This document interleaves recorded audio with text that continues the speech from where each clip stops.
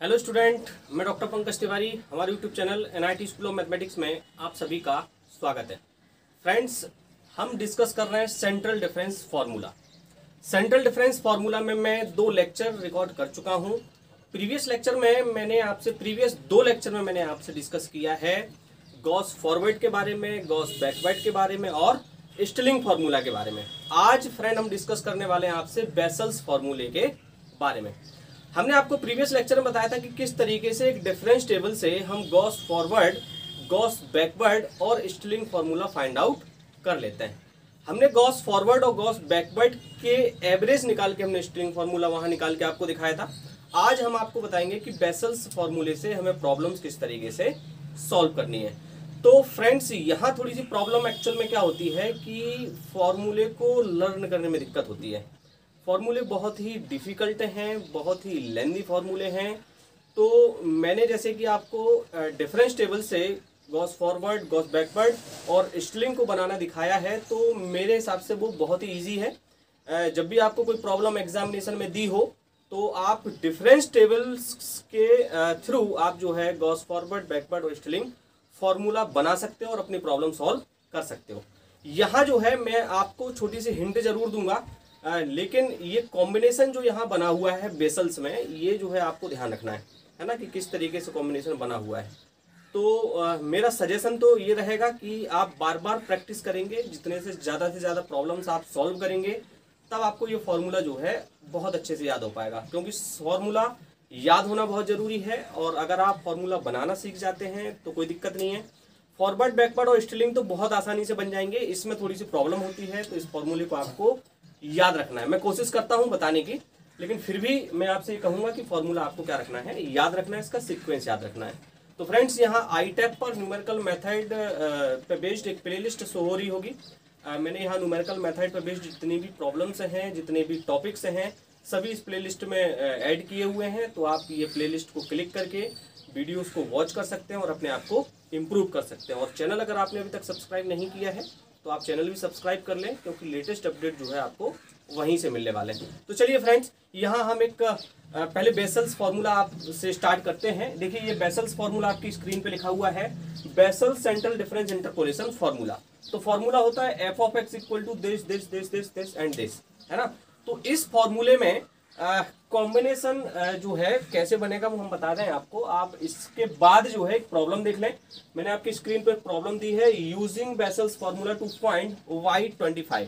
हमें y25 जो है फाइंड आउट करना है, गिवन दैट हमें कुछ डाटा पॉइंट यहाँ दिए हुए हैं। देखिए आप क्या दिया है, 20, 24, 28, 32। तो हमने देखिए एक्स में डिफरेंस टेबल बनाई। डिफरेंस टेबल बनाना तो आपको आ गया है। तो हमने 20, 24, 28, 32 ये लिए, और जो डाटा पॉइंट दिए हैं 2854, 3162, 3544, और ये हमने डाटा पॉइंट यहाँ लिख लिए। अब आपको भी मालूम है कि डिफरेंस टेबल कैसे ड्रॉ होती है। इसमें से आप इसको माइनस करेंगे, इसमें से इसको माइनस करेंगे, इसमें से इसको माइनस करेंगे, इसमें से इसमें।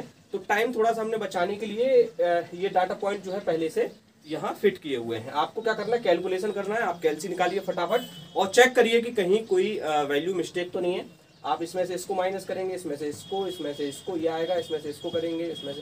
तो डिफरेंस टेबल तो आपको बनानी आती है।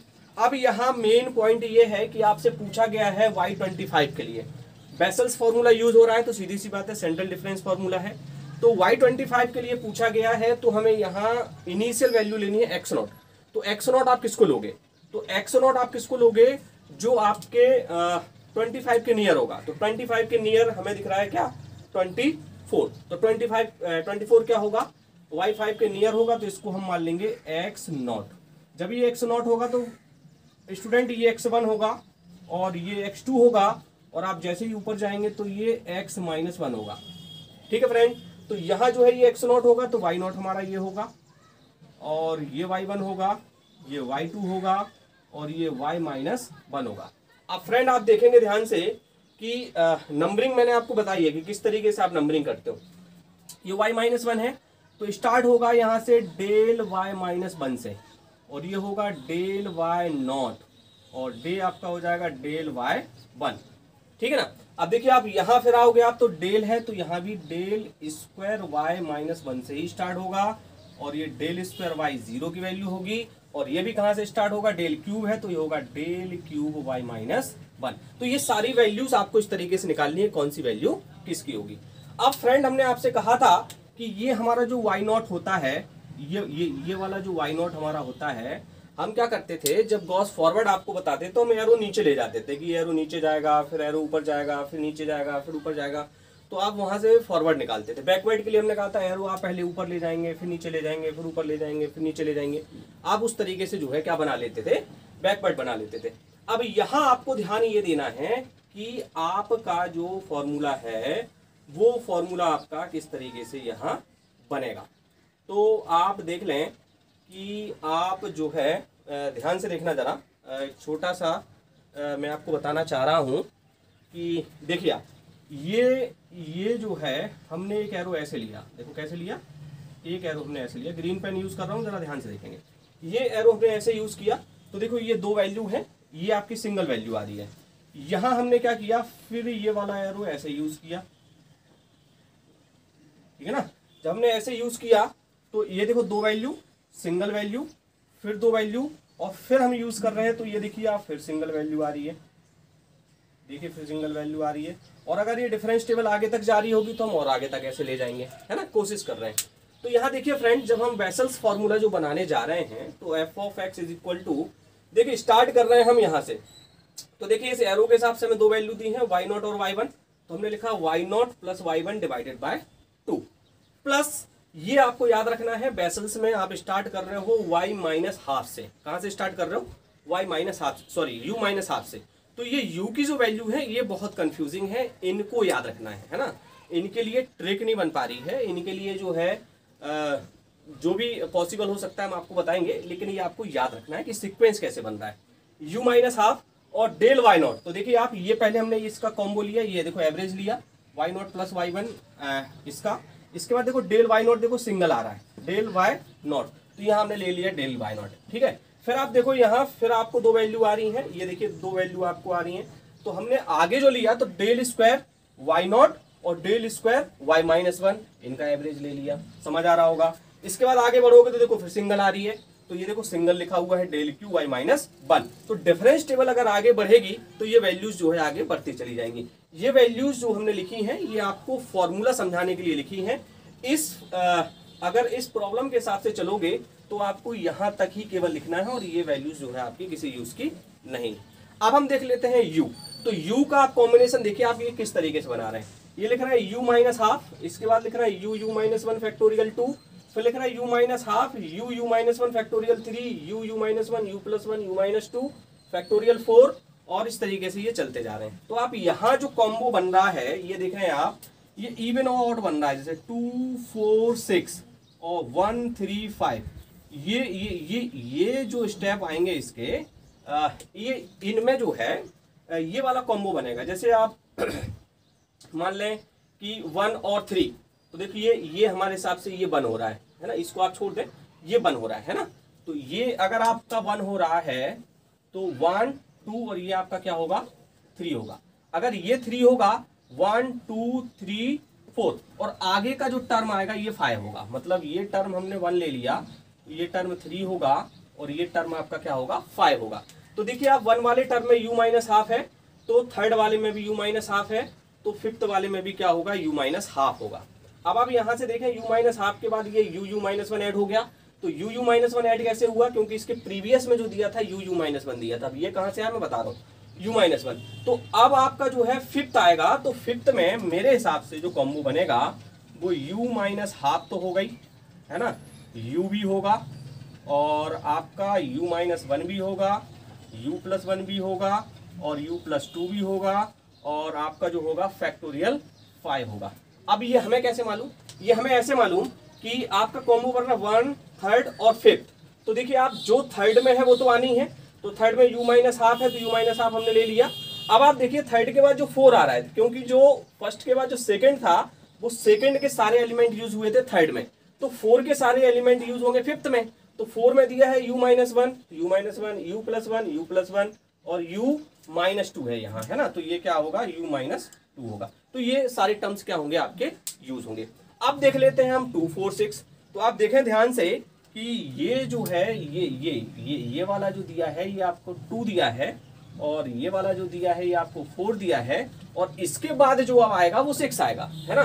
तो इसमें देखिए आप क्या आपका कॉमन दिख रहा है, देखिए यहाँ u-1 दिया था तो u-1 है, और आपका u+1 और u-2 आगे बढ़ गया, देखो u-1 और आगे बढ़ा u-2 और एक आपका बन गया u+1। तो ये आपको कॉम्बिनेशन याद रखना है कि सीरीज किस सीक्वेंस में आगे बढ़ रही है ना। तो ये जस्ट केवल एक याद रखने का तरीका है। मुझे जिस तरीके से समझ आया मैंने उस तरीके से आपको एक्सप्लेन करके बताया कि 2, 4, 6 आप इवन और ऑड लेके चलेंगे तब भी आप दिमाग में रख सकते हैं कि अब आगे सपोज करो ये डाटा पॉइंट आपको बहुत बड़े दिए हों, तो मैंने तो आपको 4 स्टेप बताया, आप रट भी लोगे तो 4 स्टेप रट लोगे, अब 5वां स्टेप और 6वां स्टेप क्या होगा, है ना। तो वो आप जब तक कॉम्बिनेशन नहीं सीखोगे तो आपको पता ही नहीं चलेगा। तो उस हिसाब से आपको क्या करना है, इनको आगे मैनेज करना। फ्रेंड्स यहाँ हम एक चीज और ध्यान दे सकते हैं कि अगर प्रॉब्लम में दिया हुआ है कि आपको गॉस फॉरवर्ड से प्रॉब्लम सॉल्व करनी है, गॉस बैकवर्ड से करनी है, स्टिलिंग से करनी है या बेसल से करनी है, तो आप कर सकते हैं, कोई प्रॉब्लम नहीं है ना। और अगर आपको केवल ये दिया हो कि use the central difference interpolation formula to solve the problem, अगर आपको केवल सेंट्रल डिफरेंस इंटरपोलेशन फॉर्मूला दिया हो और आपको प्रॉब्लम सॉल्व करनी हो, तो फ्रेंड्स उसके लिए आप u की वैल्यू जो है अगर आपकी 1/4 से 3/4 के बीच में आ रही है, या खुद 1/4 या 3/4 u की वैल्यू है, u की value in the sense u is equal to होता है x minus x not divided by h। तो हम क्या करेंगे, जब भी प्रॉब्लम सॉल्व करते हैं तो u पहले फाइंड आउट करते हैं। तो u की वैल्यू अगर इन दोनों के बीच में आ रही है तो वहां आप आंख बंद करके जो है बेसल्स फॉर्मूला यूज कर दोगे तो रिजल्ट आपको जो है बेटर मिलेंगे। क्लियर है। तो अगर आपको सेंट्रल डिफरेंस इंटरपोलेशन फॉर्मूला केवल दिया है और आपको प्रॉब्लम सॉल्व करनी है, तो और u की वैल्यू 1/4 और 3/4 के बीच में आ रही है, या खुद 1/4 या 3/4 आ रही है, तब भी आप वहां क्या कर सकते हो, बेसल्स यूज कर सकते हो। तो चलिए फ्रेंड मैं आपको एक बेसल्स फॉर्मूला ये जो है इसी प्रॉब्लम को सॉल्व करके दिखा देता हूं, है ना। तो किस तरीके से हमें सॉल्व करनी है, तो ये तो आपको समझ आ गया कि आपको यहाँ देखिए 3rd स्टेप तक निकालनी है। तो 3rd स्टेप आपका यहाँ तक जाएगा। क्लियर है। तो फॉर्मूला भी आप कहाँ तक लिखोगे, यहाँ तक लिखोगे, है ना। फॉर्मूला भी आपको डिफरेंस टेबल के हिसाब से लिखना है, तो फॉर्मूला आपका आएगा यहाँ तक। अब फॉर्मूला यहाँ तक आएगा तो सबसे पहले तो आप लिखेंगे ये सॉल्यूशन लिखेंगे, डिफरेंस टेबल बनाएंगे, डिफरेंस टेबल के बाद लिखेंगे now by Bessel's central difference interpolation formula. या इसके पहले आप चाहें तो यहाँ u निकाल लें, तो u इज इक्वल टू होता है x minus x not divided by h। तो यहाँ x जो है कैलकुलेट वैल्यू होती है, हमें कैलकुलेट करना है 25 के लिए, तो 25 माइनस एक्स नॉट जो हमारा हमने माना था वो माना था 24 को, और h हमारा होता है हाइट ऑफ द इंटरवल। तो यहाँ आप देखेंगे 20, 24, 28, 4 का डिफरेंस आ रहा है, तो यहाँ 4 होगा। तो यहाँ देखिए आपको मिल रहा है 1/4। देखिए अभी मैं आपसे कह रहा था कि u की वैल्यू 1/4 और 3/4 के बीच में हो, या 1/4 हो या 3/4 हो, तो वहाँ बेसल्स के रिजल्ट बहुत प्यारे आते हैं। तो देखो u की वैल्यू आपको क्या मिल रही है, 1/4। मतलब यहाँ बेसल्स यूज हम कर सकते हैं अगर बेसल्स यहाँ प्रॉब्लम में नहीं भी दिया होता। क्लियर है। तो आप u इज इक्वल टू लिख सकते हो 0.25। तो यहाँ फ्रेंड हम जो है इसको सॉल्व कर लेते हैं। जब हम इसको सॉल्व करेंगे तो f ऑफ, हम सॉल्व कर रहे हैं किसके लिए, x इक्वल टू 25 के लिए, तो हमने 25 लिखा, y0 प्लस y1।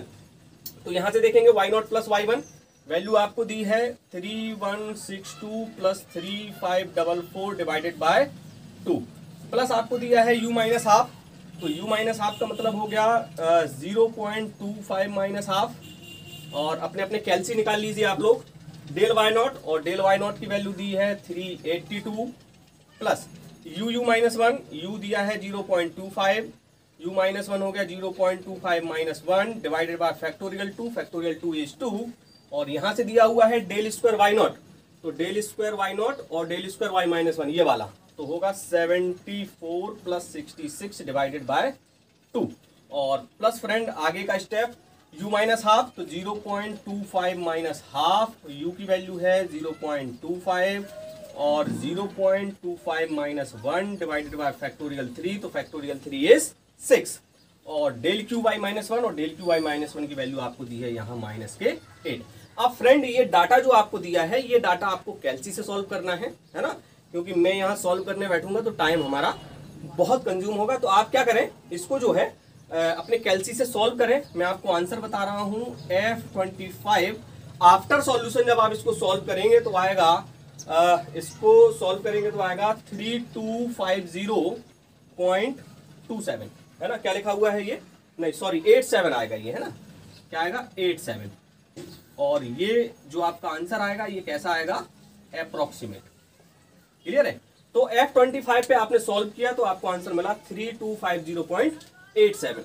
आपने 25 पे निकाला, देखिए डाटा ये बढ़ता जा रहा है, जब डाटा बढ़ रहा है तो 24 और 28 के बीच में होगा 25, तो 3162 और 3544 के बीच में हमारा डाटा आना चाहिए, जो कि आ रहा है 3250 पॉइंट समथिंग।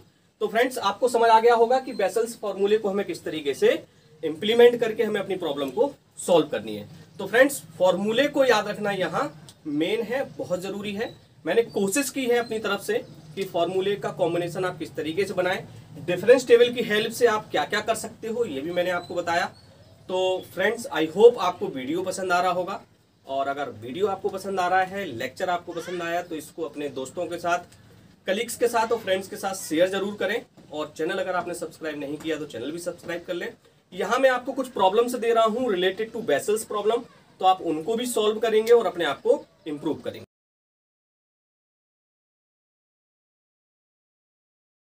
तो फ्रेंड्स ये प्रॉब्लम्स दी हैं, 4 प्रॉब्लम्स दी हैं आपकी स्क्रीन पे। ये चारों प्रॉब्लम्स आपको सॉल्व करनी है और अपने आप को इम्प्रूव करना है।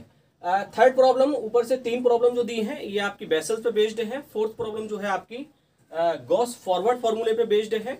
तो इन प्रॉब्लम्स को आप सॉल्व करें, अपने दोस्तों के साथ भी शेयर करें और आपस में सॉल्व करें। और मैं तो ये कह रहा हूँ कि आपको बहुत ज़्यादा प्रैक्टिस करने की ज़रूरत है, क्योंकि ये फॉर्मूले जो है डिफिकल्ट है, इनको याद रखना है अपन को। तो और भी बुक्स में जो भी प्रॉब्लम्स आपको दी हों आप उनको ज़्यादा से ज़्यादा सॉल्व करें और अपने आप को इम्प्रूव करें। तो नेक्स्ट लेक्चर में हम फिर आपसे रूबरू होते हैं, मिलते हैं। और अगर लेक्चर्स पसंद आ रहे हैं तो फ्रेंड्स उनको शेयर ज़रूर करें और चैनल को सब्सक्राइब करें। Thank you.